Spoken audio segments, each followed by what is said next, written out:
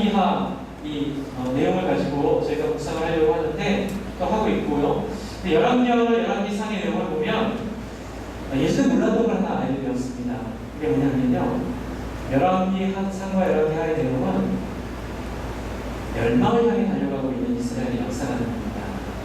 저희들 긍정적인 에너지를 좋아하기 때문에 다 잘 될 거야, 분명하게 은혜 주실 겁니다, 잘 될 겁니다, 이렇게 우리는 믿고 싶지만, 그런데 여러분, 열왕기상하는 포로로 끌려간 사람들이 왜 우리가 포로로 끌려왔는지를 복귀하는 책이었습니다. 그래서 포로로 끌려오게 된 정도 가장 결정적인 이유와 결정적인 자리에는 바로 하나님과의 관계가 어려움이 생겼고, 그리고 하나님이 주신 언약에 책임을 지기 위해서 결국 멸망당했다는 사실을 이스라엘 백성들에게 알려주는 책입니다. 그렇기 때문에 이 열왕기에 있는 이 작은 기적들과 작은 승리들은 사실 이 전체 흐름을 알고 보게 되면 매우 속상하고 슬픈 이야기들입니다. 난파선에 있는 사람들 속에 탁월한 장군의 이야기처럼 이미 저버린 전쟁에 작은 전투에서 승리한 영웅의 이야기 같은 이야기로 보이기도 합니다. 그 중에 하나가 이 엘리사와 엘리야의 이야기이죠. 여러분, 엘리사의 이야기 중에 이 이스라엘의 형편을 가장 잘 보여주고 있는 모습 중에 하나가 이 사정에 있는 1절부터 나와 있는 이 선지자의 제자들의 모습입니다. 여러분, 선지자의 제자가 있었는데요, 문제가 있습니다.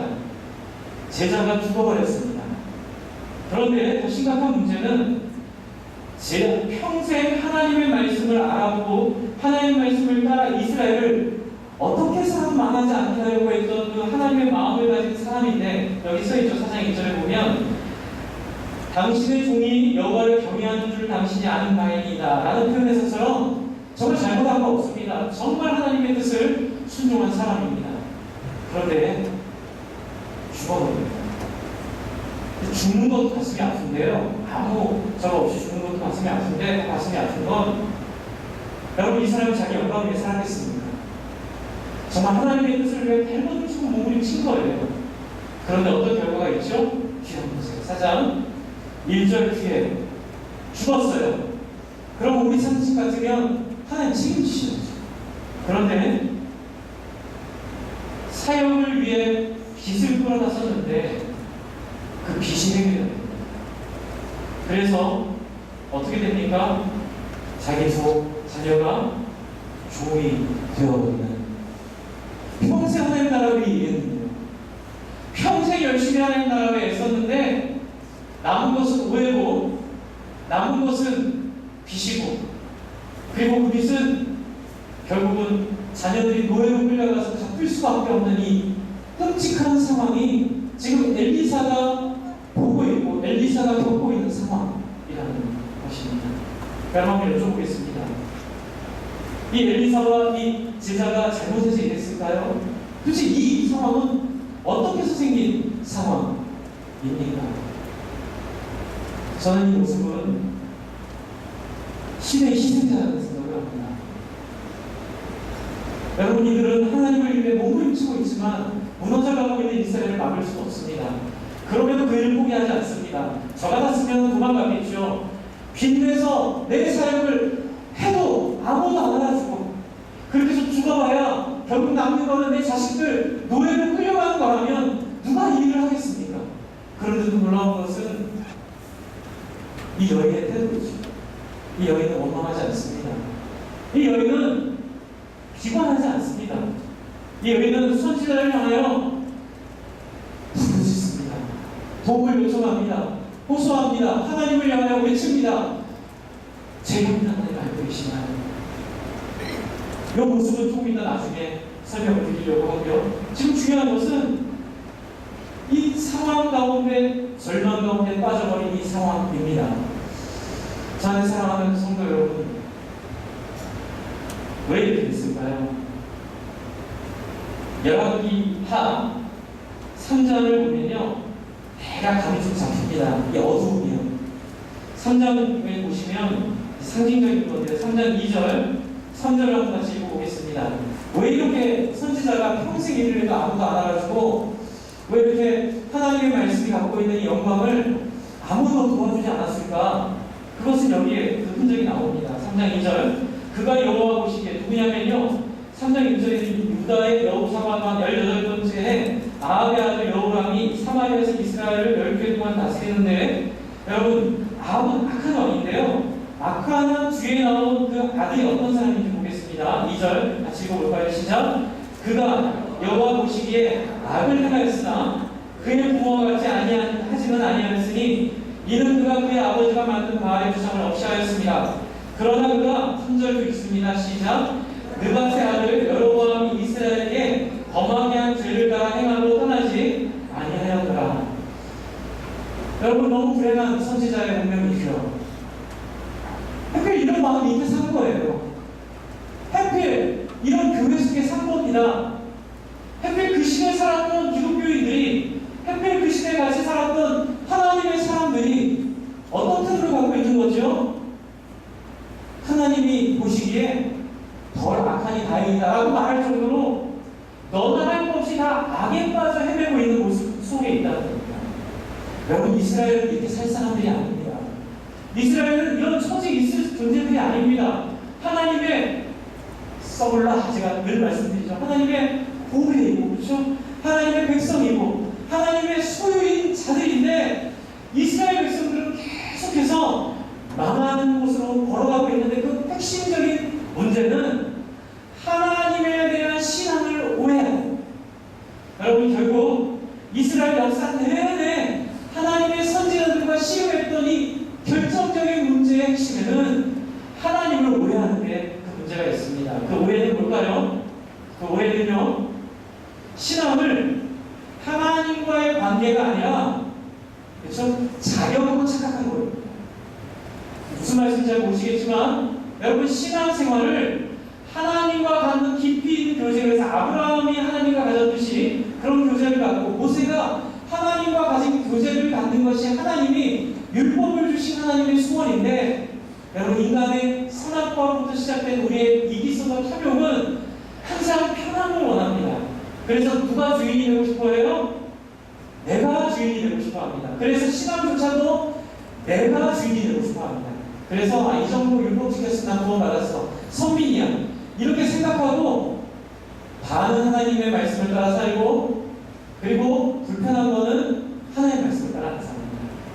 그러니까 관계가 있지 않고 그냥 자격만 남아 있으니까 자꾸 신앙을 기계적으로 생각하고 신앙을 어떤 이해관계로 생각하고 신앙을 나의 어떤 명예로 자꾸 생각하는 그러한 하나님과의 관계를 찾지 못하는 사람들이 결국 이스라엘을 계속 언약을 지키지 못해 멸망으로 빠지게 하는 물론 이 멸망은 하나님이 멸망을 통해서 이스라엘을 관계를 맺도록 하기 위한 하나님의 섭리이기도 하지만 그건 나중에 생각을 하고요. 지금 당장 우리 눈앞에 보이는 이 아픔과 고통을 허락하시는 이유입니다.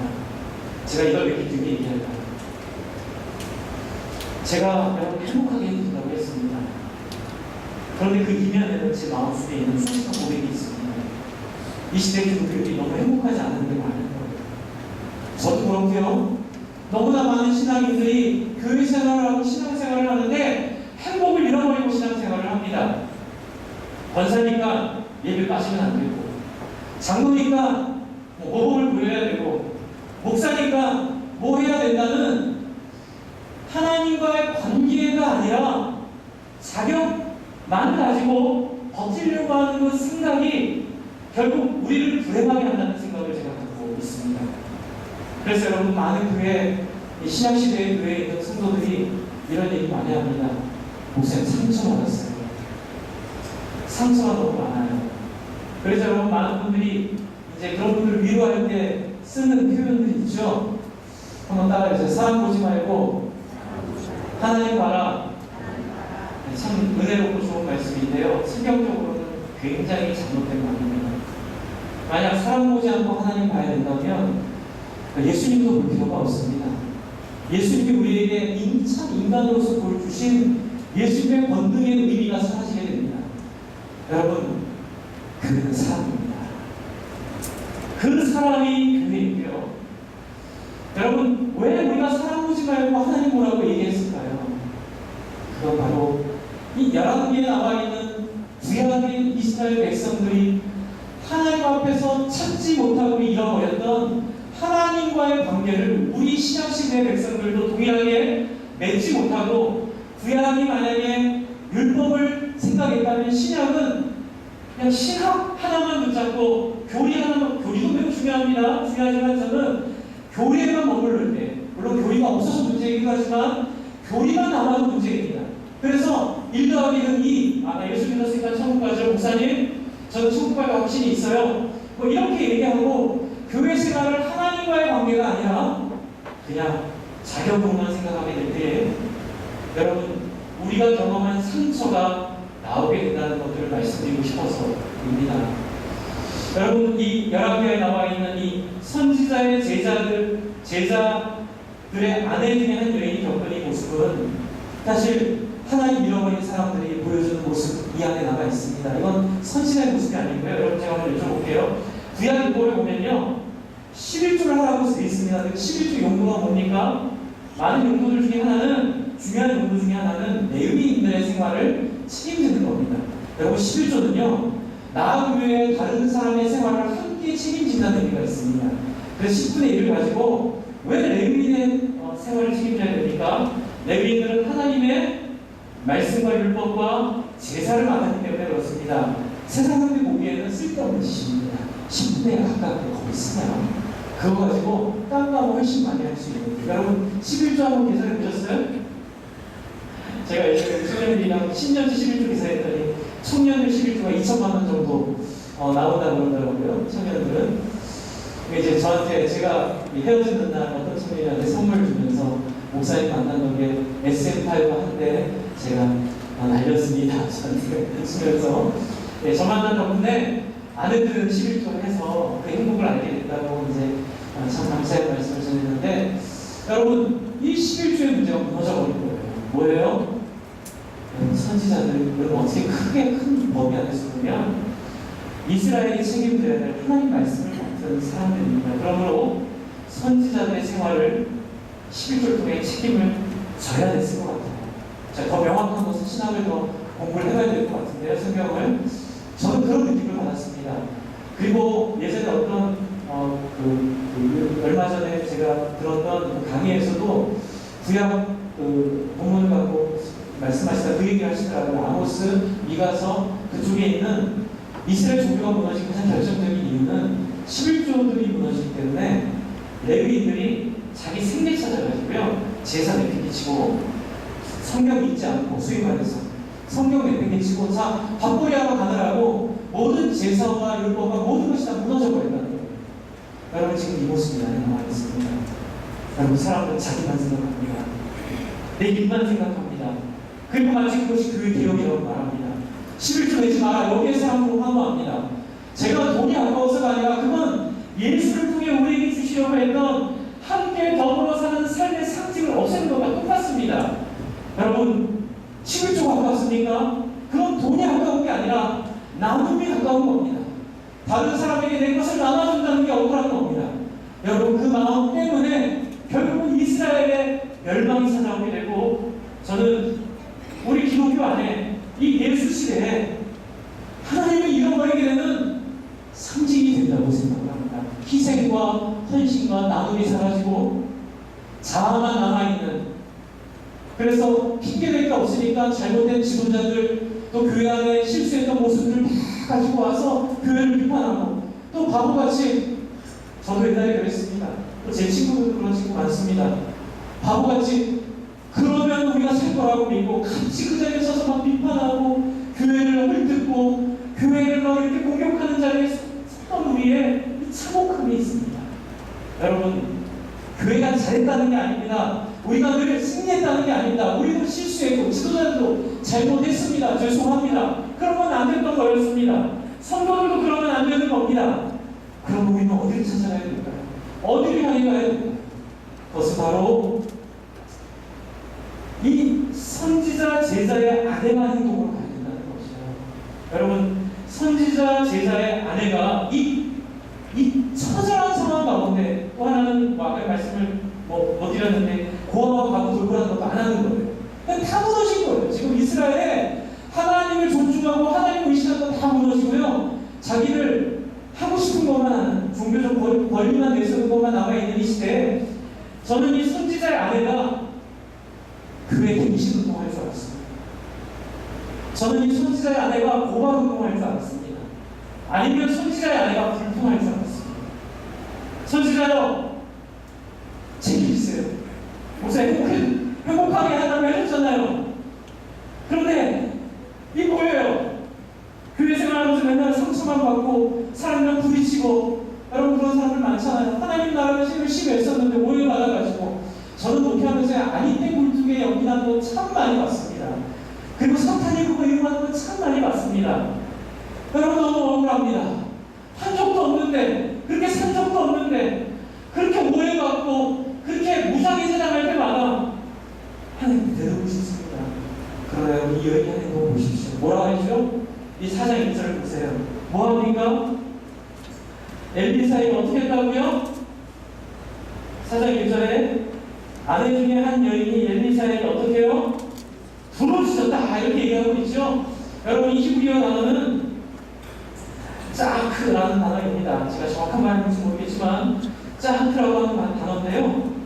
이 단어는 단순히 소리를 높였다는 의미가 아닙니다. 이 단어는 어려운 상황에 빠진 사람이 겸손한 마음으로 도움을 청할 때 하는 호소라는 의미가 있습니다.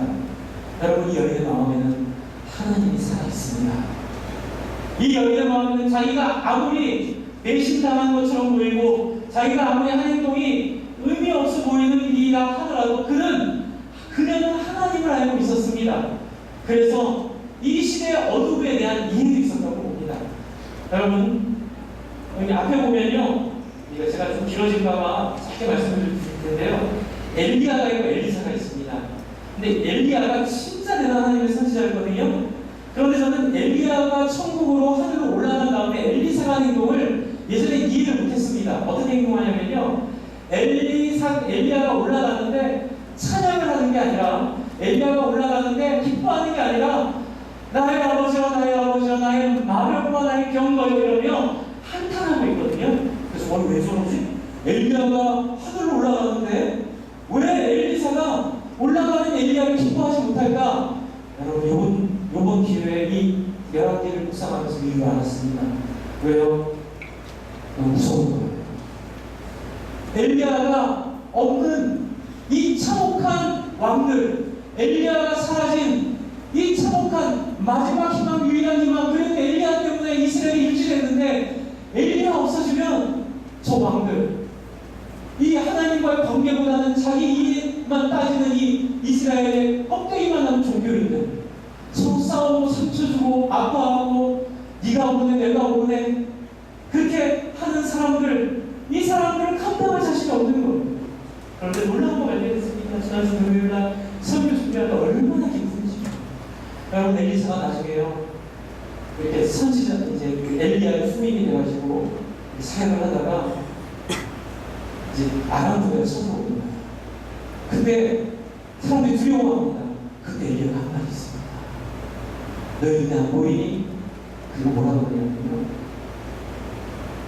그때 들었던 마병과 군대요. 여러분 엘리야가 떠날 때 아버지 아버지와 나의 마병과 나의 군대 이렇게 외쳤던 그 외침은 그게 떠난다는 외침이에요. 하나님이 도시 역사하면 어떡하지? 하나님이 사라지면 어떡하지?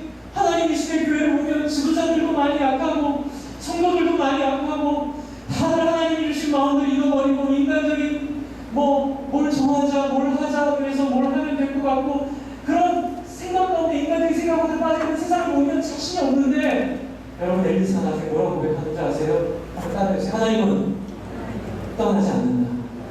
그걸 엘리사가 고백하더라. 그 마병과 그 군대가 지금 우리와 함께하고 있다.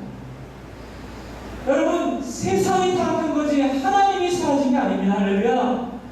여러분 하나님이 우리가 행복을 누리지 못한다고 해서 하나님의 말씀이 무용지물이 된 게 아니에요. 단지 하나일 뿐이에요. 하나님을 누리지 못하기 때문에, 그 영광을 경험하지 못하기 때문에 교회가 힘들어지고 상처를 주고 상처를 받고 우리의 삶이 이렇게 공고해지고 우리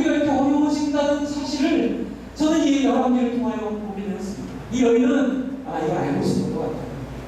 하나님은 사라지지 않습니다. 아무리 교회가 욕을 먹고 아무리 교회가 실수하고 주일 부흥 끝났다, 교회 부흥 끝났다, 이런 식으로 목표하면 안 된다, 사람들이 원하는 걸 해줘야 된다, 이런 얘기 다 소용없다는 얘기입니다.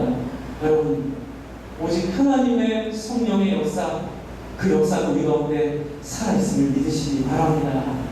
그럼 우리가 부르셔야 될 건 뭘까요? 목사님, 그러면 11개월에 가서 이 율법 우리가 지켜야 되나요? 그거 아니죠. 여러분, 우리가 부르셔야 될 것은 하나입니다. 신약시대에 주신 하나님의 소원입니다. 그럼 마태복음 28장으로 한번 보겠습니다. 마태복음 28장. 여러분, 행복하게 해드리려고 합니다. 여러분, 여기 행복이 있습니다. 이 말씀만 따르면 여러분, 우리는 승리합니다. 아까 읽었습니다. 마태복음 28장 18절입니다. 예수께서 나와 말씀하여 이르시되, 너무 멋있는 얘기를 하세요. 나의 마병과 나의 군대와 라는 이 표현과 일맥상통한다고 합니다. 생각합니다. 한번 읽어볼까요? 18절만 시작. 예수께서 나와 말씀하여 이르시되, 하늘과 땅의 모든 권세를 내게 주셨으니. 여러분, 너무나 많은 분들이 예수 믿는 신앙을 예수 믿고 천국 가는 자격으로 생각하려고 하세요. 여러분, 예수 이 땅에 오신 목적은 여러분 자기 주려고 오신 것만은 아닙니다. 그것도 있지만 예수님 이 땅에 오신 가장 결정적인 자리는 뭐예요? 하늘 땅과 모든 권세를 주신 누구와? 하나님과 여러분을 만나야 하는 거예요. 여러분이 하나님을 만나고 하나님과 교제하고 하나님의 음성을 들어서 어떻게 해요? 그 권능을 가진 하나님의 도구로 쓰임받게 하려고 예수 이 땅에 오신 거예요. 여러분, 천국은 여기 있다 저기 있다 할 것이 아닙니다. 천국은 지금 너희 가운데 있느니라. 예수님 말씀이시죠? 어려운 거 하나도 없습니다. 여러분, 천국은 황금길, 타워팰리스, 청담동에 있는 그 좋은 화려한 건물들, 그거에 있는 게 천국이 아니라. 한번 따라해 주십시오. 천국은 하나님이 계신 곳. 여러분, 믿으십니까? 천국의 문제는 하나님입니다. 하나님과 함께하면 초막이나 궁전이나 어디서나 하늘나라, 우리의 믿음에 소개된 그 사실을 알고 있었습니다. 여러분, 이게 믿음의 본질입니다. 여러분, 이것이 우리가 기독교 신앙의 가장 기본적인 자리입니다. 무엇입니까? 엘리야가 만났던 하나님, 엘리사가 만났던 하나님, 그 하나님을 붙잡고 있으면 아합과 같은 그의 아들과 같은 사람이 통치하는 그 교회였거든요. 그런 교회임에도 불구하고 하나님은 죽지 않고 하나님은 사라지지 않고 하나님은 그 마음을 붙잡는 사람들을 통하여 역사하신다는 사실을 오늘 엘리사는 이 여인을 통하여 보여주려고 하고 있습니다. 여러분, 그렇다고 우리가 해야 될 일은 뭘까요? 19절입니다. 마태복음 28장 19절, 20절 보고 다시 앞으로 갑니다. 마태복음 28장 19절입니다. 같이 읽겠습니다. 마태복음 28장 19절 시작. 그러므로 너희는 가서 모든 민족을 제자로 삼아 아버지와 아들과 성령의 이름으로 세례를 베풀고, 내가 너희에게 20절까지 있습니다. 내가 너희에게 분부한 모든 것을 가르쳐 지키게 하라. 볼지어다 내가 세상 끝날까지 너희와 항상 함께 있으리라 하시니라. 저는 이 시대의 교회들이 상처받고 상처 주고 사람 보고 교회 가는 거 아니야, 하나님만 봐 라고 말하는 이 얼큰없고 하는 얘기를 하는 이유는 바로 교회 속에 이 하나님의 소원을 잃어버렸기 때문이라고 생각합니다. 교회들 속에 하나님의 소원, 예수님의 명령, 예수님의 명령을 잃어버렸기 때문에 교회 와서 내 구원, 내가 행복하고 내가 배부르고 내가 이렇게 별 문제 없이 평생 잘 살고 우리 아이들 기도하면 그것도 나쁜 건 아니에요. 하지 말라는 건 아닙니다. 하지만 참 거기에만 관심을 가질 때 여러분, 그때 어떤 일이 벌어집니까? 열왕기에 나와 있는 이 하나님의 손길만 벌어집니다. 어떻게 해요? 하나님의 백성들을 구원하기 위하여 하나님이 자꾸 꼬이게 하십니다.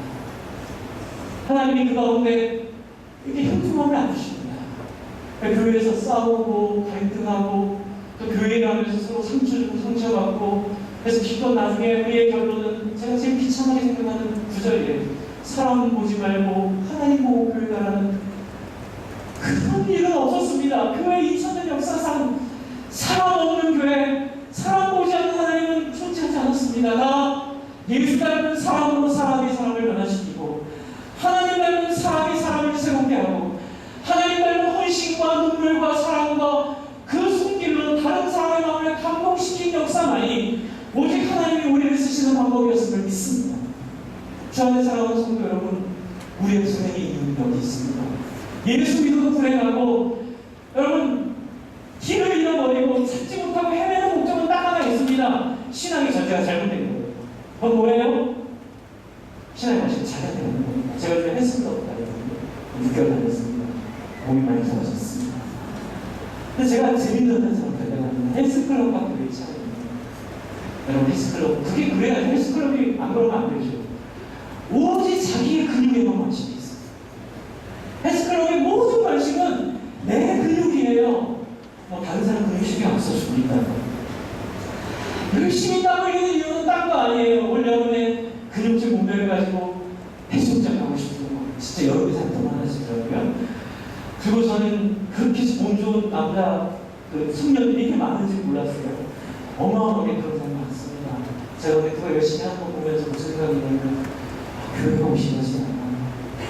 와서 열심히 자기 신앙들만 힘들어하고 열심히 도사가 되려고 합니다. 그런데 여러분, 제가 그런 생각이 있습니다.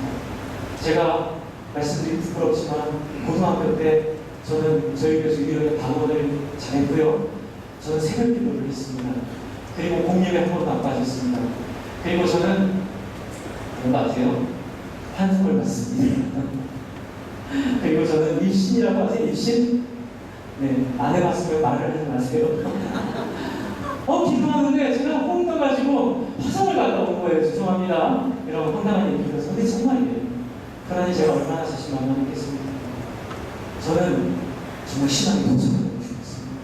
신앙이 영웅이 되고 싶었습니다. 제 꿈은 전 세계를 주목하는 빌리 그레이엄 같은 부흥자가 되는 꿈이었습니다. 그래서 제가 그때 청년 영적 앞에서, 제가 지금 생각하면 좀 부끄러운데, 막 MT, 대학의 MT가 제가 애들 이렇게 나중에 이렇게 모아가지고 제가 용문산 앞에서 중문 때는 청년이 앞에서 모방으로 설교했어요. 10분, 20분. 왜 그랬을까요? 잘했는데, 그때 그런 어땠냐면요. 제가 저에 대한 관심이 많았어요. 그러다 보니까 이웃에 대한 상처가 많아요. 그래서 어떻게 했냐면요. 정주했습니다. 왜 회장은 금요일에 빠져? 그리고 배교기도 시키잖아요. 그리고 제가 막 비교하면 칼날을 한 10개 준비해버리고 기도하는 성도들 회개하게 하시고, 하나의 은혜 모르는 사람들이 하나님께 돌아오게 하시고. 그런데 우리 이때가요, 고3때가요, 수련회를 갔는데요. 제가 말씀드렸습니다. 나한테 상처 준 사람을 용서해라. 그 사람 그거 미워하지 말고 예수님의 십자가를 피고 그 사람 불쌍하지 않냐. 죽으면 장난이 많이 힘날 텐데 상처를 용서하라고 하고 막 분위기가 뜨거워졌죠. 그래서 절반하니까 얘기하셨죠. 그 사람한테 가서 안아주라고 했어요. 그런데 제가 상처를 크게 받았어요. 절반이죠. 다 좋았습니다. 눈뜨고 내가 너한테 알까 이렇게 기도하고 있는데 이상해요. 분위기가 늘 닦았더니 절반이 저한테 막 솔직하고 승리하려고 용서해줄게. 내가 어떻게 그를 떠나려고 했어. 내가 얼마나 미워했는 줄 아니? 그게 용서가 아니라 상처더라고요. 그러다 나중에 대학교 1학년 깨달았죠. 로마서 공부하면서 깨달았습니다. 제가 잘못된 신앙을, 제가 가진 신앙을 11개에 나오는 그 아합과 같은, 그 아합의 아들과 같은 그런 인간 본능에서 나오는 그런 불교로 바꿔도 하나하나 어색할 것 같지 않은 신앙입니다. 여러분, 예수님이 말씀하시는 신앙은 뭡니까? 그러므로 너희는 가서 모든 민족을 제자로 삼아. 누구처럼요? 예수님처럼. 아버지, 아들과 성령의 이름으로 세례를 베풀고 내가 너희에게 분부한 모든 것을 가르쳐 지키게 하라. 제자 만들라고 얘기하고 있습니다. 그런데 많은 분들이 또 오해하세요. 목사님, 그러면 우리 토요일 아침부터 모여가지고 막 열심히 공부할까요? 그것도 포함되는 그게 다가 아닙니다. 한번 따라해 주십시오. 예수님처럼 사람을 사랑하자. 그게 핵심인 거예요. 제자 훈련만 얘기하는 게 아니라, 여러분에게 뭘 하라는 게 아니라, 여러분 예수의 마음을 본받아 사람에 대한 시각을 바꾸라는 거예요. 그러면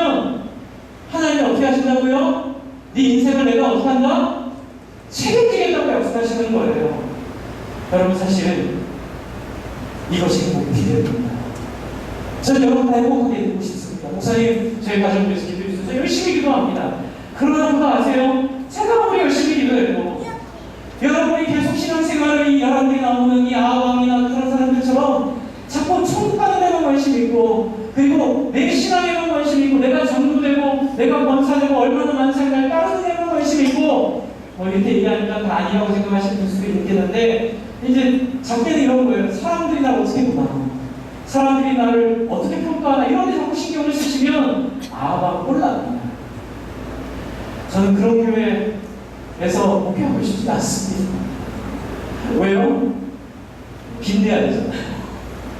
예, 그런 데서 목회하는 선지자는 빚내고 자식들도 전달자들 잡힐 수밖에 없는 비참한 시대에 살 수가 있다고 생각합니다. 부탁드립니다. 여러분, 영혼 문화의 제자 삼는 일은 목사이든지 여러분이 상관없습니다. 여러분이 순종해야 될 하나님의 수호님을 믿으시기 바랍니다. 여러분, 목사님께서는 마음에 안 뜨거워지는 거는 영혼 제자 삼는 영혼 제자 삼는 뜨거워질까봐 아니요, 안 뜨거워집니다. 비결은 딱 하나 있습니다. 한 가지 따라해 주십시오.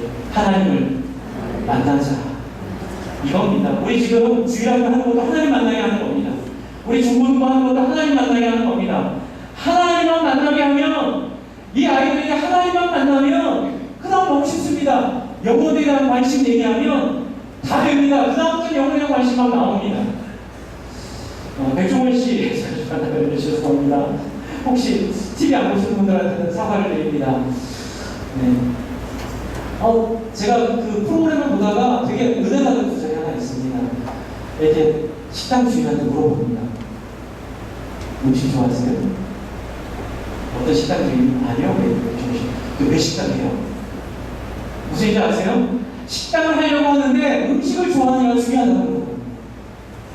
여러분, 특히 우리 사역자들, 그리고 또 우리 장로님들, 권사님들 굉장히 중요한 부분입니다.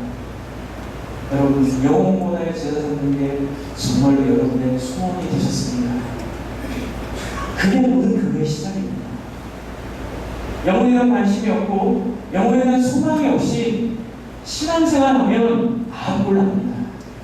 그렇게 하지 맙시다. 그래서 제가 여러분을 행복하게 해드리는 첫 번째 단계는 하나님 만나십시오. 그리고 두 번째, 하나님의 소원을 따라 여러분의 인생을 드리시기 바랍니다. 그래서 여러분, 두 가지만 말씀드리고 마치려고 합니다. 다시 열왕기하 4장으로 돌아가시면 이제 우리 알았죠? 하나님의 소원이 뭔지요? 우리에게 소원이 뭔지 알았습니다. 그런데 상처가 있습니다. 그러면 엘리 그 제자의 아내가 했던 모습을 우리가 좀 배웠으면 좋겠습니다. 기도하는 겁니다. 제가 이 VIP 이제 사역을 하자고 했는데 많은 성도님들 마음에 상처가 나오더라고요. 제가 너무 많이 아팠고 슬펐습니다. 그리고 불쌍했습니다. 너무 우리 성도님들이 안쓰러웠습니다. 이런 얘기 하시더라고요. 목사님, 제가 신앙생활 30년 했는데 안 해본 것 같으세요? 부연 기술에 많이 했어요. 그런데 효과가 없더라고요. 그리고 그렇게 해서 너무 마음에 상처가 많아요. 제가 모시고 오려고 했는데 안 온 분들도 있고, 또 사람들한테 전도하려고 왔을 때 갖는 거절감들.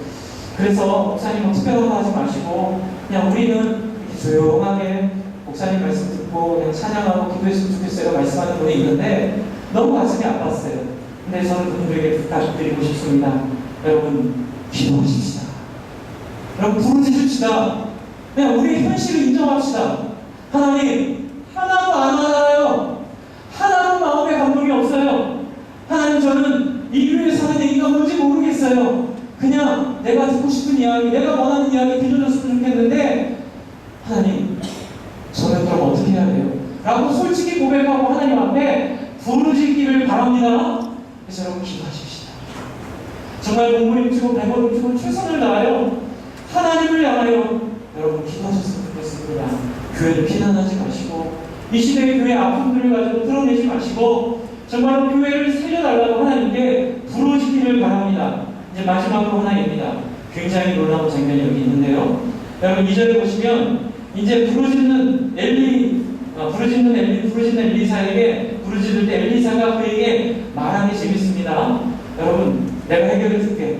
이렇게 하지 않습니다. 여러분 2절 한번 읽어볼까요? 열왕기하 4장 2절입니다.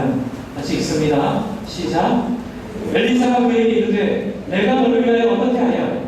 내 집에 무엇이 있는지 내게 말하라. 그가 내게 이르되 계집 중의 집에 기름 한 그릇 외에는 아무것도 없나이다 하니.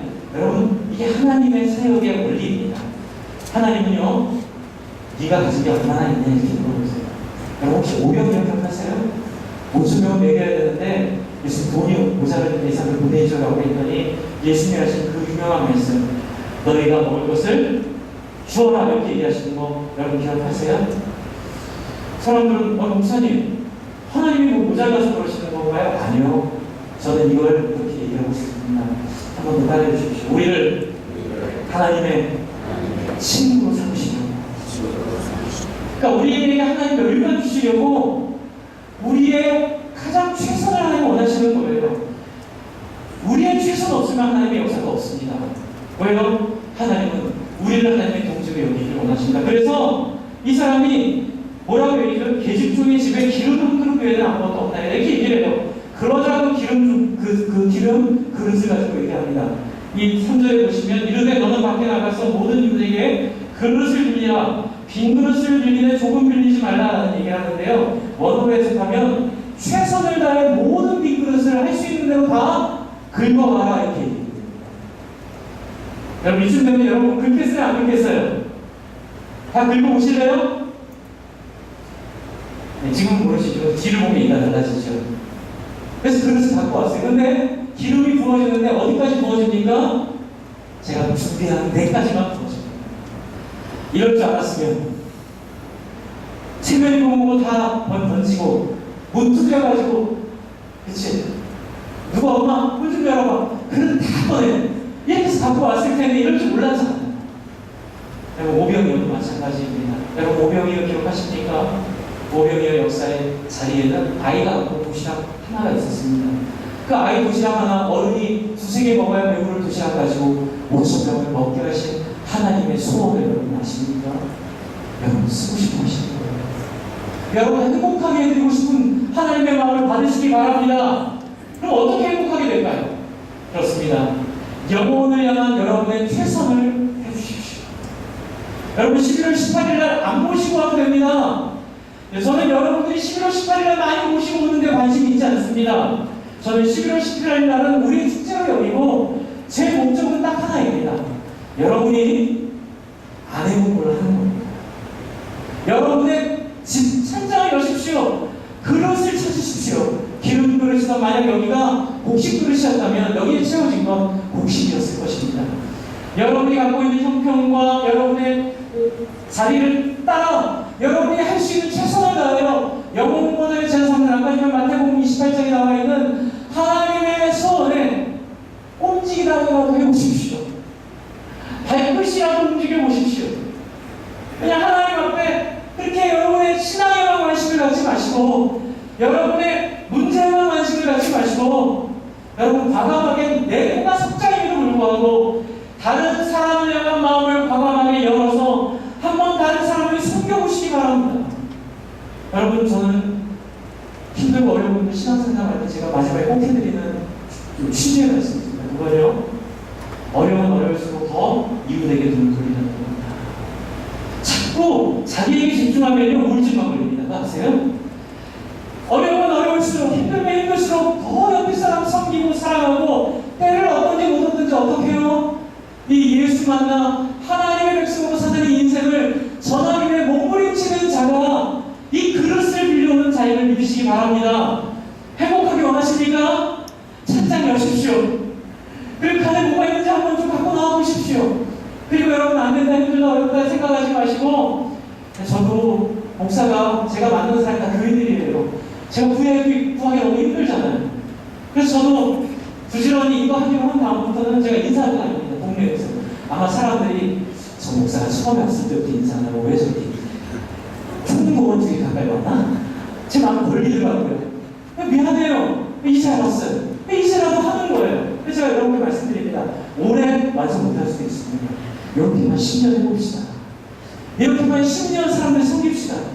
이렇게만 10년 이웃에게 관심을 돌려봅시다. 여러분 그렇게 될 때에 여러분 아합이 보여준 이 절망을 넘어서서 예수님께서 약속하신 권능을 주신 하나님이 저와 여러분의 인생을 빛나게 할 줄 믿습니다.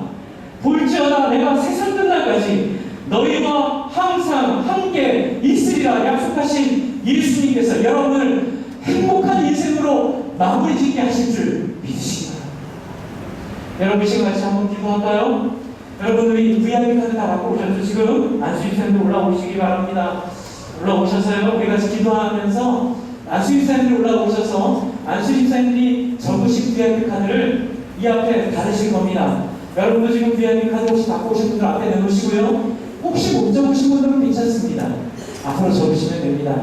핀 카드 없거나 카드 없으시면 이렇게 같이 기도합시다. 하나님, 제 마음에 영원 섬기는 뜨거운 마음 달라고, 제 마음이 여인과 같은 최선의 마음 달라고, 그리고 이 행복한 인생으로 하는 제 인생 살게 해달라고 이렇게 같이 간절히 기도할 때에 우리 집사님들 나와서 나무에 그 카드 걸어주시기 바랍니다. 같이 기도하겠습니다.